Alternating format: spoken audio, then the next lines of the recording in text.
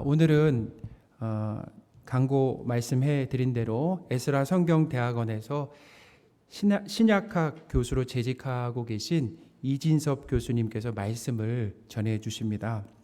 교수님은 저의 은사이시죠. 제가 존경하고 사랑하는 귀한 교수님이십니다. 그래서 이진섭 목사님을 통해 주시는 이 하나님의 말씀에 큰 은혜를 받으시기를 바랍니다.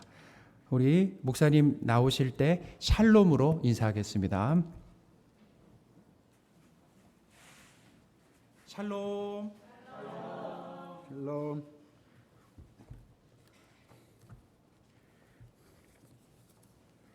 네.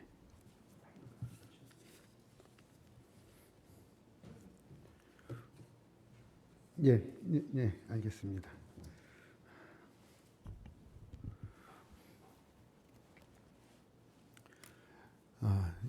이렇게 귀한 예배 자리에 초청해 주셔서 감사드립니다. 우리 삼능교회 모든 성도님 여러분, 또 우리 사랑하는 이상옥 목사님 이렇게 귀한 자리에 초청해 주셔서 여러분과 말씀의 교제를 나눌 수 있어 감사드립니다. 우리 이상옥 목사님은 에스라에 공부하실 때 죄송합니다. 참 신실하게 말씀을 연구하시고 또 깨달으시고 또 봉사하시는 모습 보면서 교회 사역에 참 은혜가 있을 거다 말씀을 좀 생각을 했었는데요. 이런 자리에 또 제가 또 와 있게 돼서 참 감사드립니다. 우리 오늘 말씀 보기 전에 잠깐 짧게 기도하고 우리 말씀 보도록 하겠습니다.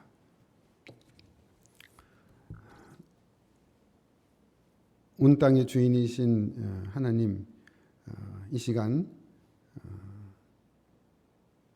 저희가 주의 말씀을 펼쳐서 읽고 상고할 때 우리 마음을 감동시켜 주시고 주님께 순종하며 주님을 사랑하는 마음을 회복해 도와주옵소서. 말씀을 전하는 자 듣는 자 모두 주님 발 앞에 무릎 꿇고 이 말씀 듣게 하여 주옵소서. 예수님의 이름으로 기도합니다. 예, 오늘은 이제 맥주 감사절로 교회들이 지키는데요.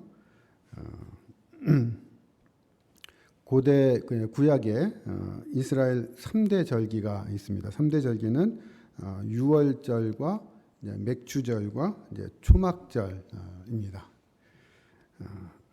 맥주절은 유월절 다음으로 중요한 절기입니다. 유대인들은 이제 보리 농사와 이제 밀 농사를 보통 지키게 되는데요. 6월절이 지난 다음부터는 보통 이제 보리 추수에 들어갑니다.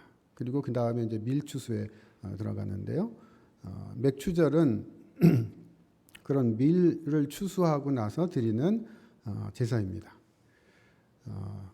우리 말에는 맥추 이렇게 돼 있어가지고 이제 보리를 추수하는 것으로 돼 있는데 원래 유대인들은 이제 밀을 추수하는 때입니다. 그러니까 번역이 약간 조금 좀 어색하게 돼 있죠. 아마도 우리나라 이 보리 농사가 아마 요때 되기 때문에 저희가 맥추절이라고 하기도 하고 또 시기도 이렇게 좀 6월 말이나 7월 초로 드리는 것 같습니다. 맥추절은 개신교의 어떻게 보면은 추수감사절과 비슷한 절기입니다. 우리는 이제 가을에 결실을 맺지 않습니까? 근데 유대인들은 사실은 이제 농사를 가을에 시작해서 봄을 지나서 추수를 합니다. 그러니까 우리로 따지면 어떻게 보면 가을의 추수감사절과 비슷하다라는 좀 말씀을 드릴 수 있겠고요.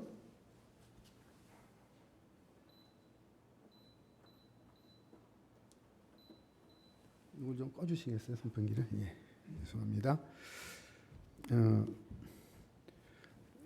근데 이 맥주절은 유대인들에게는 이제 또 다른 이름이 있습니다. 그것은 보통 77절이라고도 하고 오순절이라고도 합니다.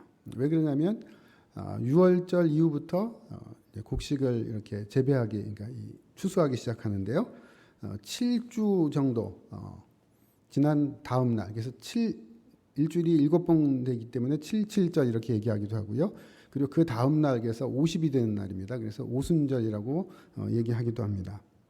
그래서 어떻게 보면 추수가 시작해서 결국 추수를 마무리하는 그런 어떤 절기다라고 볼 수가 있습니다. 그런데 이것이 이제 신약으로 오면서 굉장히 중요한 의미로 더 우리에게 다가옵니다. 예수님께서 6월절 어린 양으로 십자가에 죽으시고 부활하심으로 어떻게 보면 부활하신 몸의 첫 열매가 되셨고요. 그리고 예수님에게 속한 우리들이 결국 그리스도의 어떤 제자로서 새 백성으로서 하나님 앞에 열매 맺는 그런 것을 상징하기 위해서 오순절날 예수님의 제자들에게 성령이 오심으로 바로 예수님의 제자들 우리들이 결국 하나님의 백성임을 보여주는 성령 강림 사건이 일어납니다.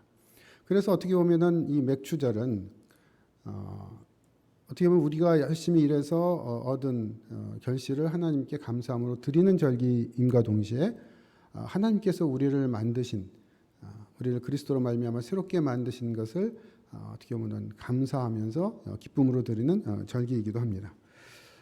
오늘 저희는 이 맥주절에 주의 백성으로 선택돼서 이렇게 살고 있는 저희가 과연 어떠한 삶을 살아야 하는지 오늘 읽은 그 말씀을 통해서 한번 살펴봤으면 좋겠습니다. 제가 와서 이제 이렇게 주보를 봤는데요. 진짜 이렇게 주보를 보면서 제 마음에 굉장히 진짜 이렇게 뭔가 깨닫는 것이 있었습니다. 보통 이제 교회 가서 주보를 보면 이 앞에 보통 뭐가 있으신지 아십니까? 뭐 이 교회는 이렇게 해서 잘 모르실지 모르겠는데요. 보통 뭐 예배 순서라든지 다른 게 나오는데요. 오늘은 제가 보니까 첫 페이지에 이제 감사의 고백들을 쭉 이렇게 다신 모습들을 보면서 제가 처음 봤습니다. 이런 교회를. 그래서 진짜 이 교회 성도님들은 지금 하나님 앞에 이제 감사의 삶을 사는 그런 분들이구나 라는 생각을 하면서 진짜 제 속으로 감사를 드렸습니다. 살면서 우리는 감사를 종종 잊어버립니다. 특별히 세상 사람들은 더구나 그렇죠. 심지어는 하나님을 믿는다는 예수를 주로 고백한다는 우리들도 이 감사를 너무 쉽게 잊어버립니다. 감사하다는 말을 잘 안 합니다. 물론 이제 교회에 와서 이렇게 고백하고 할 때는 감사하다고 하지만 일상생활을 살면서 하루하루 아침 시작하면서부터 저녁 잠자리에 들 때까지 진짜 하나님께 얼마나 감사하다는 말을 하는가라는 것을 좀 생각해 봤으면 좋겠습니다. 왜 그럴까요? 우리가 감사를 이렇게 잘 못하는 이유가 어쩌면 우리의 삶이 고단하기 때문일 겁니다. 힘이 막 솟기보다 자꾸 피곤하죠. 나이가 들어가면 갈수록 젊었을 때는 하루 종일 뭐 일을 하고 운동을 하고 뭘 해도 거뜬했는데 지금은 조금만 해도 피곤해가지고 눈을 좀 붙여야 되겠다. 뭐 그런 마음들이 계속 듭니다. 그렇지 않습니까? 저만 그런가요? 그냥 오전에 일어나서 막 하다 보면은 점심 넘어가기 전에 점심만 먹으면 이거 피곤해서 안 되겠다. 좀 잤으면 좋겠다. 잠시라도 그런 마음이 듭니다. 경제적으로도 넉넉하지 않은 경우가 참 많습니다. 물론 뭐 좋을 때도 있지만 겪다 보면은 늘 쪼달립니다. 이것도 해야 되고 저것도 해야 되는데 일도 잘 안 풀리고 사업도 잘 안 되고 장사도 잘 안 되고 이렇게 잘 되는 날보다 어려운 날이 좀 많은 것 같습니다. 그것뿐입니까? 우리가 세상을 이제 돌아보면 사회에 각종 사건 사고들이 그냥 매일매일 터집니다. 이 지금 장마철인데도 불이 막 나잖아요. 뭐 봄철에 나는 것도 아니고 그것도 엄청난 불입니다. 또 젊은 아주 요즘에는 진짜 이 고등학교 학생들이 자살을 하는 그런 얘기들이 종종 등장합니다. 그런 걸 들을 때마다 참 얼마나 마음이 아픈지 모릅니다.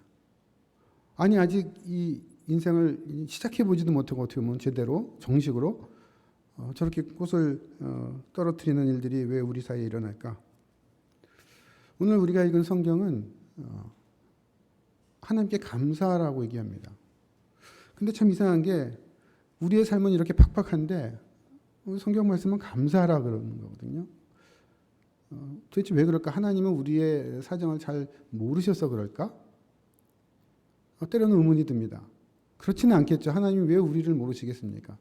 근데 왜 감사하라 그럴까?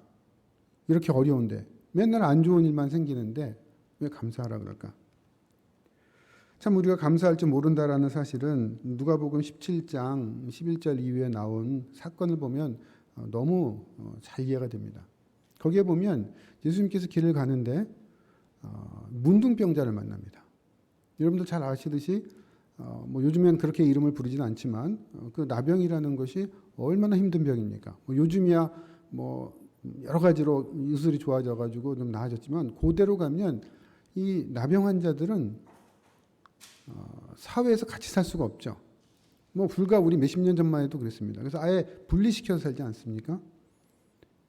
세상에서 버림받은 겁니다. 이제 그런 사람들이 얼마나 그 속에 마음이 힘들고 답답했겠습니까? 근데 그들이 예수님을 만납니다. 근데 예수님께서 그 10명의 이 나병 환자들을 고쳐주십니다. 이게 얼마나 놀라운 일입니까?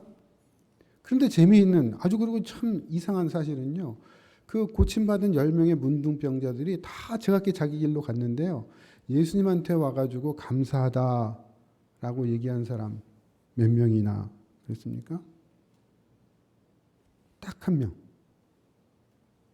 10명 중에 한 명. 확률로 하면 10%예요. 10%. 생각을 해보십시오.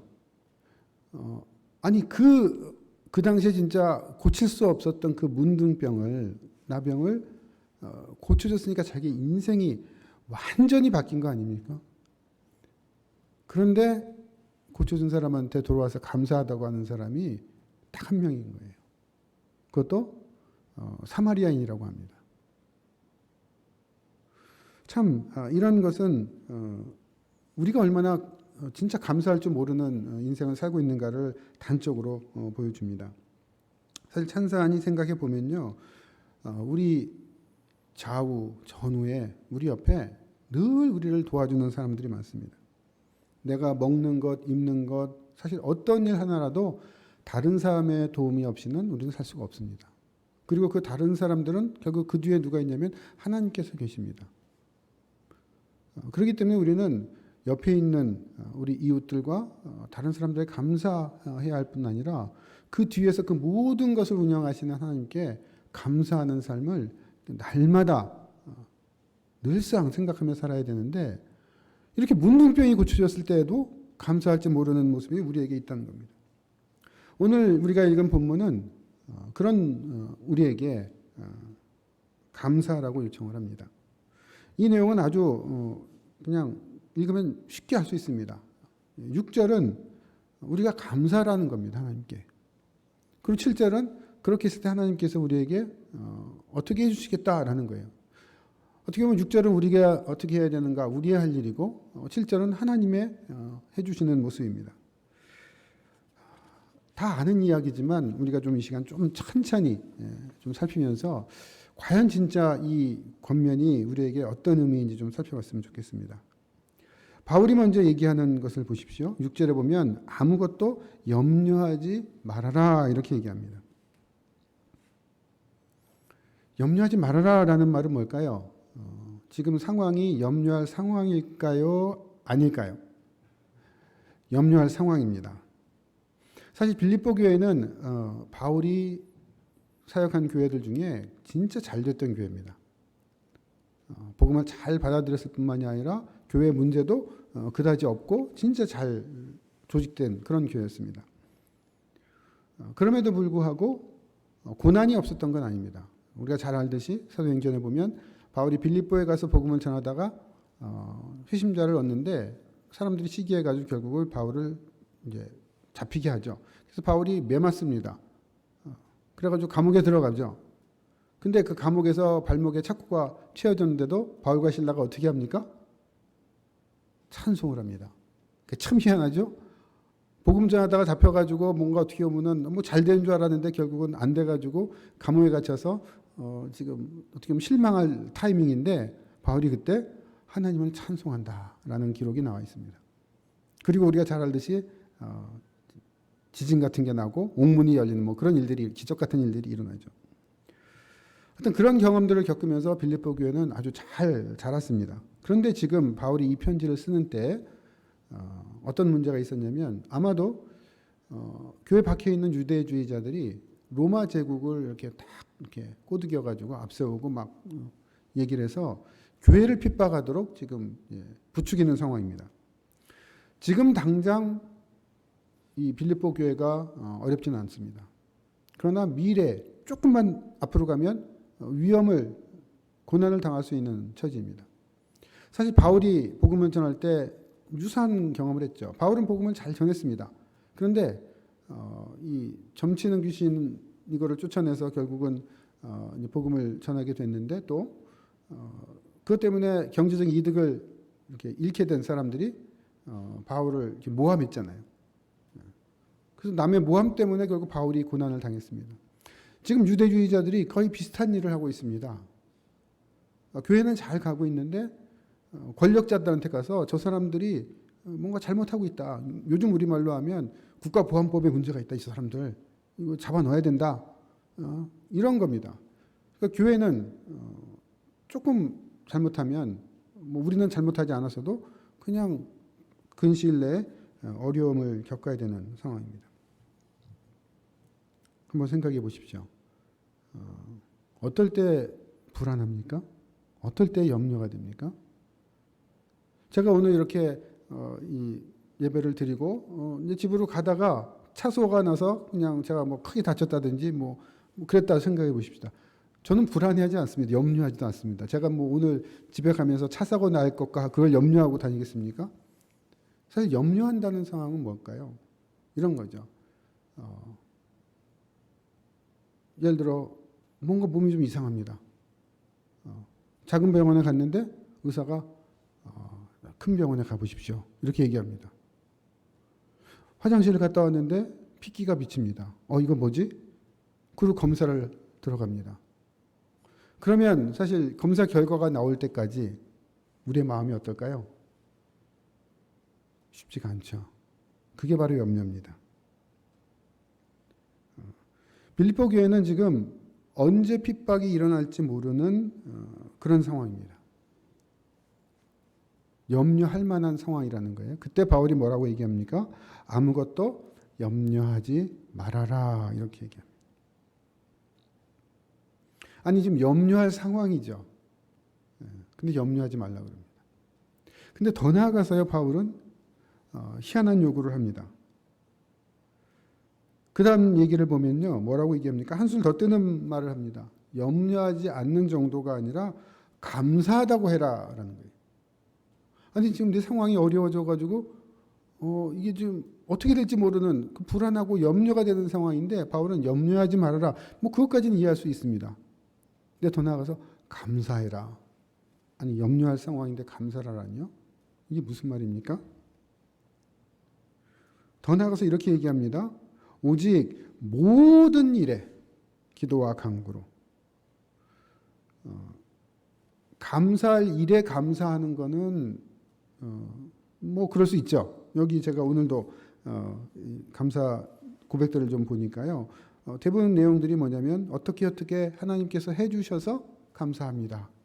그러니까 일어난 일이에요. 진짜 감사할 만한 내용들입니다.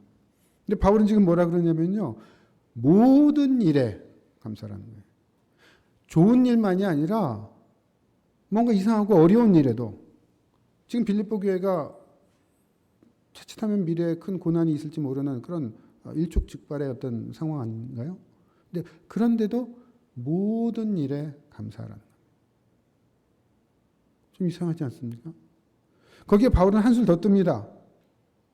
다만 모든 일에 기도와 간구로 너희의 구할 것을 감사함으로 하나님께 알아라.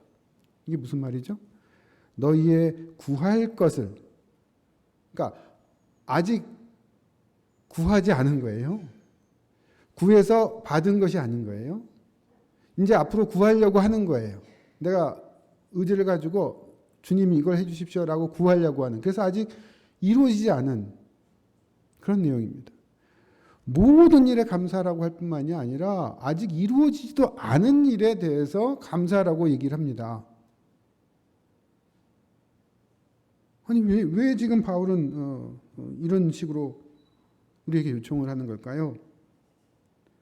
핍박받을 상황이어서 염려가 되는데 염려하지 말라 그러고 좋은 일뿐만이 아니라 안 좋은 일까지도 모든 일에 감사하라 그러고 아직도 이루어지지도 않은 일에 아직도 구하지도 못한 일에 미리 감사로 하나님께 기도를 하고 아뢰라.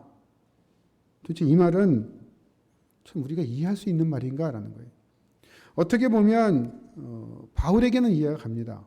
아까 제가 말씀드렸듯이 빌립보에 가서 복음을 전하고 교회를 개척하고 하다가 바울이 어떻게 됐어요? 진짜 처음엔 잘 됐거든요. 어떻게 보면 꿈에 환상을 보고 하나님의 뜻이구나 해가지고 배를 타고 건너가서 승승장구해서 빌립보에서 사람들을 만나서 교회가 개척되고 사람들이 듣고 그래서 뭔가 잘 되는 줄 알았는데 갑자기 그냥 핍박이 오고 바로 그 다음 순간 그냥 매 맞고 어두운 지하 감옥에 갇혀버리는 겁니다. 염려할 상황이잖아요. 우리 같으면 저 같으면 그랬을 겁니다. 주님, 아니 이렇게 잘 된다고 해서 다 이렇게 인도해 주셔놓고 지금 와가지고 아니 이 자리에 다시 이렇게 감옥에 들어오게 하고 이게 지금 주님 인도 맞습니까? 그렇게 기도할지도 모르겠어요. 근데 그때 바울이 어떻게 했습니까? 신라와 함께 하나님께 찬송했다. 사실 바울이 하고 있는 이 권면은 바울이 그렇게 살았던 모습입니다. 자기가 살았던 모습을 그대로 지금 성도들에게 권고하고 있는 겁니다. 그래서 이해가 가요, 저는. 바울이니까.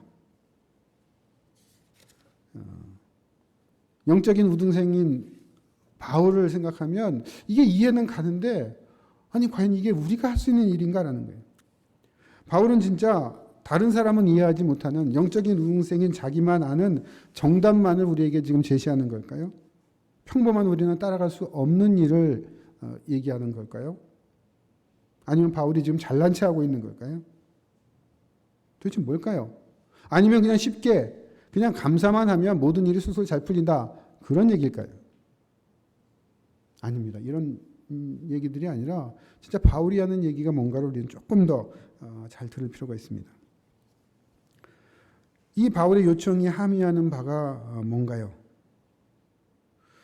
염려하지 말라라는 말은 언뜻 보면 그냥 염려하지 말라라는 그냥 뜻으로만 들립니다. 그러나 그 내면을 잘 들여다보면 사실 더 큰 다른 뜻이 있습니다. 산상수훈, 예수님께서 가르치신 산상수훈에 보면 마태복음 6장 26절에 예수님께서 이런 얘기를 하십니다. 천부께서 기르신다. 봐라, 하늘에 나는 새들, 백합화 이런 거 봐라. 그냥 다 잘 자란다. 이런 것들을 하늘의 아버지께서 다 기르고 계신다. 라고 얘기합니다. 세상의 모든 것들을 이끌어 가시며 은혜를 주시고 키워 가시는 분이 누구다? 하늘에 계신 아버지다. 이렇게 가르치십니다. 그리고 나서 곧바로 이어진 말씀이 뭡니까? 염려 얘기입니다. 너희 중에 누가 염려함으로 그 키를 한 자나 더할 수 있느냐? 우리가 염려한다고 해가지고 뭔가 해결이 안 된다는 겁니다. 근데 왜 앞에서 천부께서 기르신다라는 말 뒤에 이 염려하지 말라는 얘기를 하시는 걸까요? 같은 얘기이기 때문입니다. 이어진 얘기입니다. 왜 우리가 염려한다고 해서 해결이 안 됩니까? 우리 힘으로 되는 것이 아니라 누구로 말미암아 된다고요? 하늘에 계시는 하나님 아버지로 말미암아 이루어진다는 겁니다. 하나님 아버지가 이 그냥 날아다니는 새나 들에 있는 들풀, 꽃들 이것도 기르시고 키우시는데 자기 백성이고 자기 아들인 우리를 안 돌보시겠냐는 겁니다. 그러니까 염려할 필요가 없다는 거예요. 누가 더 귀하냐는 겁니다. 들풀이 귀합니까? 우리가 더 귀합니까? 하나님 보시기에. 당연히 우리죠. 아니 이 들풀도 하나님께서 키우시고 기르시고 보호하시는데 너희를 보호하지 않으시겠느냐? 염려하지 말아라. 너희가 염려함으로 그 어느 것 하나라도 바꿀 수가 없다. 그런 얘기입니다. 바울의 이 얘기는 결국은 예수님께서 가르치는 그 내용과 연결되어 있는 내용이라고 볼 수밖에 없습니다. 바울이 왜 염려하지 말라 그랬습니까? 우리가 강심장이기 때문에 그렇습니까? 뭐 우리의 멘탈이 좀 세가지고 야 당신은 멘탈이 좀 약하다 그러니까 뭐 멘탈 좀 강하게 해야 된다 이런 얘기가 아니죠. 만약 진짜 멘탈이 강할 수 있다면 그건 어디서부터 오는 겁니까? 하나님으로부터 오는 겁니다. 우리의 어떤 성격이나 성질 뭐 이런 것들이 다 관여되죠. 그러나 그것이 얼만큼 다양하더라도 사실 근본은 결국 하나님께서 우리의 아버지가 되신다라는 것에 있습니다. 나는 내 삶의 희비애락을 근본적으로 좌지우지할 수 있는 존재가 아닙니다. 누가 하십니까? 하나님께서 하십니다. 더 이어서 감사함으로 아뢰라라는 말도 마찬가지입니다. 생각해 보십시오. 우리는 언제 감사합니까? 내가 뭘 진짜 열심히 해가지고 성취를 했어요. 그러고 나서 다른 사람한테 가서 감사합니다 그럽니까? 아니, 내가 다 해놓고선. 아니잖아요. 감사하다라고 얘기할 때는요. 내가 하는 일을 가지고 얘기하는 게 아닙니다. 다른 존재가 나에게 어떤 것을 해줬을 때 내가 감사하다 그러죠. 감사라는 말은요. 그 안에 있는 내용을 들춰오면 결국은 뭐냐면 누가 이 일을 감당하시느냐? 하나님께서 하시니까 하나님께 감사하라는 얘기입니다. 결국 염려하지 말라라는 말과 감사라는 말은 사실 그 뿌리는 동일해요. 뭡니까? 모든 것을 주관하시고 이루시는 분은 하나님이시다. 그러니까 우리가 누구를 의뢰해야 된다는 겁니까? 이거는 하나님을 신뢰하고 의뢰하는 삶을 살라라는 바울의 얘기입니다. 그냥 정신적으로 좀 멘탈을 좀 세게 가지라 그런 얘기가 아닙니다. 그냥 예의를 차려서 다른 사람한테나 하나님한테 감사합니다라는 이빠른 소리를 하라는 얘기가 아닙니다. 우리라는 존재가 도대체 어디서 왔으며 이 땅에서 살 수 있는 힘이 누구로부터 오는지를 정확히 알라는 겁니다. 하나님께서 우리를 지으셨고 이 땅에 살게 하시고 또 우리를 부르시고 또 새로운 세상을 우리에게 허락하실 겁니다. 그분이 하나님이십니다. 그분이 모든 것을 하시기 때문에 우리는 이 세상의 삶 속에서 어떠한 어려움이 있더라도 그 모든 일에 염려하지 말고 오히려 미리 하나님께 감사함으로 구해야 된다라는 겁니다. 하나님을 의뢰하는 삶을 진정으로 살라는 것이 지금 바울의 권면의 핵심입니다. 그런데 보십시오. 바울은 이런 의뢰, 신뢰의 삶을 어느 때 발휘하라고 되어 있습니까? 이렇게 나와 있죠. 다만 모든 일에 한두 가지 일이 아니라 모든 일에 그렇게 하라고 합니다. 우리는 종종 이런 일을 겪습니다. 평소에는 성경 말씀을 잘 읽지도 않고 또는 기도에도 잘 안 나오고 바쁘니까요. 이해는 갑니다. 그런데 어느 날 갑자기 일이 생깁니다. 제가 목회를 하면서도 경험한 일이에요. 그래도 뭐 신앙심이 있고 훌륭한 분이었어요. 그런데 바쁘다 보니까 참 하나님을 만나고 하나님의 말씀을 듣고 기도하고 하는 일이 잘 안 됩니다. 그러다가 사랑하는 아내가 암이 걸렸어요. 그러자 안 나오던 수요 기도회에 나옵니다. 금요 기도회에 나옵니다. 안 나오다가 뭐 신앙이 없는 분 얘기가 아닙니다. 신앙이 있어요. 성실합니다. 그런데도 세상 일에 바빠서 이것저것 하다가 안 나와요. 그러다가 아내가 암에 걸리니까 매번 나옵니다. 참 좋은 일이죠. 어떻게 보면 하나님께 구하고. 그러나 지금 바울은 어떻게 권면합니까? 모든 일에 내가 필요할 때만이 아니라 어려울 때만이 아니라 언제나 모든 일에. 참 안타깝게도 그분 아내분께서 집사님이 결국은 소천하시게 됐어요. 근데 결국은 나중에 어떻게 됩니까? 그러고 나니까 다시 또 안 나오세요. 그냥 일상의 삶으로 돌아갑니다. 지금 바울이 얘기하는 건 그게 아닙니다. 어려울 때만 나오는 게 아니에요. 그러니까 어려울 때만 하나님을 찾는 게 아닙니다. 물론 어려울 때 하나님을 찾아야죠. 그러나 하나님께서 원하시는 것은 뭐냐면 모든 일에 하나님과 함께하는, 기쁠 때나 슬플 때나 어려울 때나. 사실 이거는 간단한 일이 아니죠. 여러분 권투 선수가 막 권투를 하다가 진짜 막 지치고 그럴 때 어떻게 합니까? 지치면 주먹도 안 나간다 그럽니다. 근데 주먹이 나가는 선수들이 있어요. 막 난타전을 할 때도. 얘기를 들어보면 이 사람은 어떤 사람이냐면요, 평소에 철저하게 자기관리를 하는 사람입니다. 매일매일 로드워크를 하고 매일 그냥 어떤 어려움이 있더라도 빼먹지 않고 거리를 뛰고 줄넘기를 펀치를 내고 뭐 이렇게 훈련이 된 사람들은 딱 진짜 절대절명의 순간에 몸이 진짜 다 지치더라도 그냥 무의식적으로 팔이 나간답니다. 무슨 얘기입니까? 영적 교훈도 똑같습니다. 우리가 날마다 매일매일 하나님 앞에서 우리 자신을 드리고 하나님을 만나는 삶을 매일 살 때, 하나님이 내 주인이시고 내가 내 손으로 뭘 할 수 있는 것이 아니라 하나님께서 나를 움직이신다라는 사실을 온전히 고백하는 삶을 날마다 살아갈 때 어려운 일이 딱 나오면요, 그걸 할 수 있는 겁니다. 바울이 어떻게 해서 감옥에 갇히고 매를 맞고 족쇄에 딱 쳐였는데 찬송이 나오겠습니까? 날마다 있기 때문입니다. 날마다 주님 앞에서 그런 삶을 살았고, 그렇기 때문에 그 어려운 순간에 딱 닥치셨는데 똑같이 나오는 겁니다. 거의 힘들어가지고 정신이 없는 권투 선수가 팔이 나가는 것 같은 그런 모습입니다. 바울은 이렇게 우리에게 요청을 합니다. 그러면 어떤 결과가 이루어집니까? 7절에 그 답이 나와 있습니다. 그리하면 모든 지각에 뛰어나신 하나님의 평강이 그리스도 예수 안에서 너희 마음과 생각을 지키시리라. 이걸 잘 읽어보면요, 좀 이상합니다.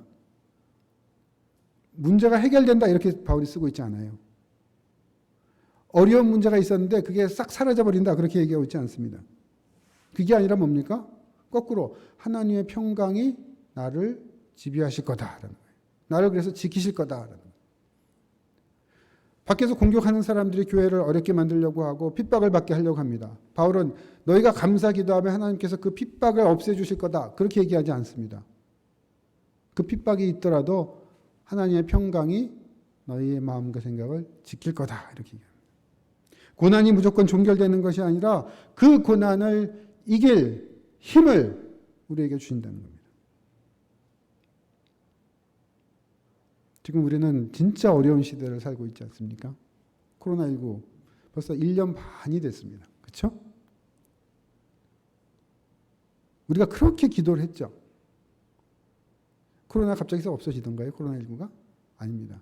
코로나19를 이기는 힘, 인류들이 지금 이 팬데믹 상황을 이길 수 있는 출구로, 그 열쇠로 찾은 것이 뭡니까? 우리가 잘 알듯이 백신입니다. 백신을 맞으면 어떻게 돼요? 코로나가 없어지는 게 아닙니다.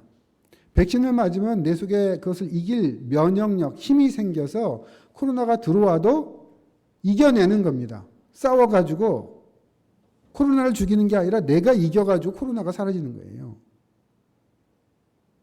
영적 원리도 동일합니다. 주님은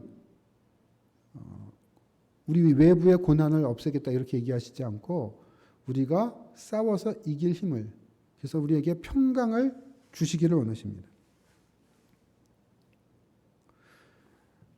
자녀를 키워보신 분들은 잘 아실 겁니다. 저도 아이들이 이제 다 장성을 해서 그런데 어렸을 적에 이제 참 어려운 것 중에 하나가 아이들 주사 맞히는 일입니다. 요즘 이제 주사 이 TV를 보면 여태까지 제가 본 그 주사 맞는 장면을 거의 한 90% 본 것 같아요. 맨날 뉴스를 보면 맨날 주사 맞는 장면이 나오잖아요. 아이들은 어렸을 때 주사 맞는 걸 진짜 힘들어하죠. 아이들한테 주사를 맞힐 때 참 이걸 어떻게 속여서 갈 수도 없고 저희는 어떻게 택했냐면 그냥 알려주는 거로 택했습니다. 처음부터. 아이들을 그냥 모른 체하고 가서 병원에 가서 데려가서 아들이 묻죠. 아이들이 엄마 주사 맞아? 아빠 주사 맞아? 아니 안 맞아. 그러다가 또 물어요. 엄마 주사 맞아? 아니야. 의사 앞에 갔습니다. 막 애가 표정이 그렇습니다. 주사 맞아? 아니. 그런데 갑자기 주사기 갖고 빵 놓다. 그러면 아이들이 어떻게 됩니까? 아, 우리 엄마 아빠 말은 못 믿어. 못 믿을 사람이야. 절대로 아이들을 그렇게 키우면 안 되죠. 그래서 저희는 고민을 했습니다. 어떻게 해요? 이제 알려주는 겁니다. 얘야, 인생을 살아나갈 때는 이 면역력이 있어야 돼서 주사를 맞아야 된다. 다음 주에가 주사 맞을 거다. 그러니까 애가 눈이 막 그냥 불안하죠. 근데 일주일 남았으니까 어때요? 아직 여유가 있어요. 3일, 하루, 당일날 오면 애가 어떻게 됩니까? 이제 초죽음이 되죠. 가고 싶진 않은데. 그래서 저희 아들, 딸과 어렸을 때 내고를 한 게 있습니다. 어떤 내고를 했냐면, 우리 딸애는 이제 평소에 사탕을 안 줬거든요. 이 썩는다고. 그래서 너 주사 맞으면 사탕 3개 줄게. 사탕 3개 줄게. 그랬더니 애가 눈이 반짝반짝 하더니 생각을 하는 거예요. 그러더니 맞겠다. 결정을 하는 겁니다. 우리 아들은 뭐였냐면 팽이를 갖고 놀았는데 맨날 중국산 팽이를 썼거든요. 근데 맨날 중국산 팽이로 친구들하고 게임하면 져요.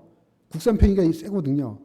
너 국산 팽이 사줄게. 그랬더니 애가 맞겠습니다. 그런 거예요. 무슨 일이 일어난 거죠? 주사 맞는 상황은 그대로입니다. 뭐가 바뀌었죠? 아이들의 마음과 생각이 바뀐 거예요.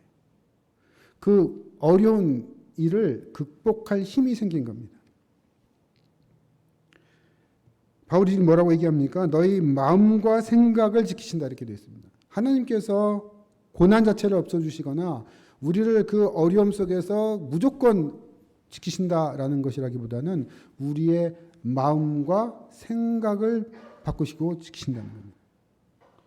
우리가 훼손되지 않거나 상처 하나 없이 나온다. 그런 식의 말이 아닙니다. 때로는 우리는 긁히기도 하고 다치기도 할 수 있습니다. 그러나 분명한 것은 우리의 마음은 변하지 않고 담대해지고 뭔가 우리가 바라보는 참 소망이 있기 때문에 그 모든 것을 이길 내적 힘이 생긴다는 겁니다. 소위 내공이 커진다는 겁니다. 주사를 맞기 전에 그 주사를 맞을 담대함이 생긴다는 겁니다. 그리고 두려움이 사라진다는 겁니다. 어떻게 저희 아들, 딸들에게 그게 이루어졌습니까? 우리 딸에게는 사탕색이었고 아들에게는 국산 팽이였습니다. 우리는 어떤 것이 우리를 그런 담대한 마음을 줄까요? 바로 그리스도로 말미암아 우리가 완전히 새롭게 된다는, 그리스도와 동행하는 삶, 그리고 그리스도와 같은 새 몸을 얻게 된다는 참 부활의 소망을 우리가 온전히 지닐 때 우리는 그 어려움 중에서도 참 소망을 더욱 바라게 됩니다. 우리 안에 진짜 면역력이 생기는 겁니다. 세상이 어려운 게 뭐 때문에 어렵습니까? 요즘에 왜 자살 사건들이 일어납니까? 아까 제가 고등학생들 얘기했는데요. 어른들도 마찬가지입니다. 중년들도 그렇고 노년들도 그렇고 왜 무너집니까? 우리의 마음과 생각을 붙들지 못해서 그렇습니다. 하나님이 우리를 어떻게 바꾸신다고요? 우리의 마음과 생각을 주의 평강으로 우리를 붙드신다는 거예요. 그런데 과연 이런 바울의 말을 신뢰할 수 있을까요? 어떻게 이걸 담보할 수 있습니까? 이게 진짜 확실합니까? 바울은 확실하다고 얘기합니다. 그는 이렇게 얘기합니다. 그리하면 모든 지각에 뛰어나신 하나님의 평강이. 어떤 하나님입니까? 모든 지각에 뛰어나신 하나님입니다. 지각에는 여러 가지가 있습니다. 미각. 여러분들 상한우유 벌컥벌컥 들이키시는 분 계시나요? 아니죠. 상한우유 딱 입에만 대면 이거 못 먹을 거다 하고 딱 뱉죠. 생선을 먹어도 가시가 입안에 들어가면 어떻게 합니까? 이거 가시 있다라고 사인이 오죠. 뺍니다. 그렇게 미각이 독특하죠. 후각은 어떤 겁니까? 냄새를 맡습니다. 개코는 인간의 어떤 후각의 10만 배가 된답니다. 200만 가지의 냄새를 구별할 줄 안답니다. 진짜 대단하지 않습니까? 촉각이 뛰어난 곤충들이 있습니다. 시각이 뛰어난 새, 대표적으로 뭘까요? 독수리입니다. 독수리의 시력은 5래입니다. 5. 우리가 뭐 1.5, 2만 대도 굉장히 좋다 그러는데 5래입니다. 30m 상공에서 밑에 떨어져 있는 씨앗을 구분할 줄 안답니다. 청각이 뛰어난 게 뭐가 있습니까?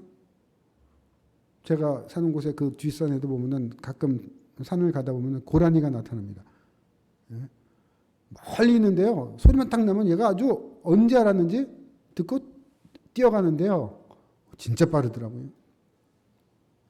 이런 여러 지각들이 있습니다. 우리 인간이 가지고 있는 지각과 훨씬 더 뛰어난 지각을 갖고 사는 여러 생물들이 있습니다. 그런데 하나님은 이런 지각 하나하나를 다 합쳐도 하나님이 가지신 지각을 뛰어넘을 수가 없습니다. 한두 가지 지각만이 아니라 모든 지각에 뛰어나신 하나님. 독수리가 30m 밑에 있는 벌레와 먹을 것을 보고 구별할 줄 안다 그랬는데 우리 하나님은 그 독수리의 눈보다도 더 정확하게 우리를 보고 계십니다. 우리가 어떤 상황인지 어떤 어려움에 있는지 모르시는 분이 아닙니다. 우리가 신음할 때 그 신음을 들으시는 하나님. 제가 이 첫 페이지 여러분 주보를 보면서 참 읽으면서 감사했던 게요. 예배 가운데 은혜 주시고 작은 신음에도 응답하시는 주님께 감사합니다. 그랬는데요. 우리의 신음 소리를 들으시는 하나님입니다.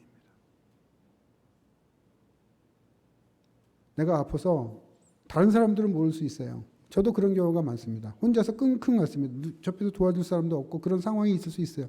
그런데 그 신음을 아십니다. 누가? 들으십니다. 누가? 우리 하나님이 들으십니다. 우리가 숨어서 눈물을 흘릴 때 그 숨은 눈물을 보시는 하나님. 다른 사람들은 내 눈물을 알 수가 없습니다. 그러나 우리 하나님은 내가 화장실에 숨어서 내가 몰래 골방에서 흘리는 눈물을 보시는 하나님이십니다.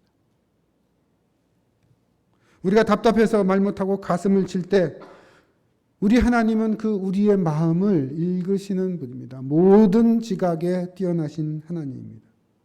하나님께서는 그 모든 지각으로 우리를 감지하시는 분이시기에 우리는 모든 일에 하나님께 감사함으로 나아갈 수 있는 것입니다. 그래서 바울은 걱정할 것이 없다고 얘기하는 겁니다. 염려할 것이 없다라고 얘기하는 겁니다. 그는 우리의 울음소리, 우리의 기도소리, 우리의 탄식소리를 들으시는 모든 지각에 뛰어나신 하나님이시기 때문에 그렇습니다. 그러나 그분이 진정 바라시는 것은, 그분이 진정 듣기를 원하시는 것은 우리의 감사 기도 소리입니다. 고난을 따라 승리하신 우리 주님을 따라 우리가 함께 고난에 동참하며 감사의 간구를 드리기를 우리 주님은 기다리고 계십니다. 바울은 그 이야기를 우리에게 지금 하고 있습니다. 바울은 오늘 이렇게 권고합니다. 말씀을 맺겠습니다. 6절 아무것도 염려하지 말고 다만 모든 일에 기도와 간구로 너희 구할 것을 감사함으로 하나님께 알아라. 하나님께 모든 것이 달려있다고 늘 고백하며 살라고 합니다.